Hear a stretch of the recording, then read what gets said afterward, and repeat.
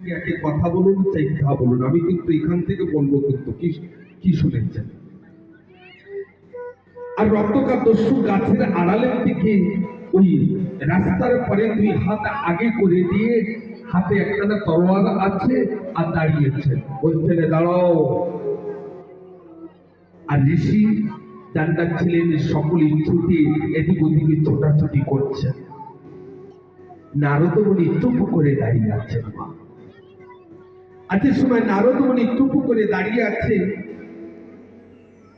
রত্নকার দস্যু বলছেন, তুমি আমাকে চেনো না হয়তো, আমার নাম রত্নকার দস্যু, আমি অনেকের খুন করেছি, অনেকের হাত পাও ভেঙে দিয়েছি, তোমার কাছে যা টাকা পয়সা আছে তুমি আমাকে দাও। নারদ মুনি বলছেন, আমার কাছে টাকা নাই, আমার কাছে একটা বীণাই আছে, তাছাড়া টাকা পয়সা নাই।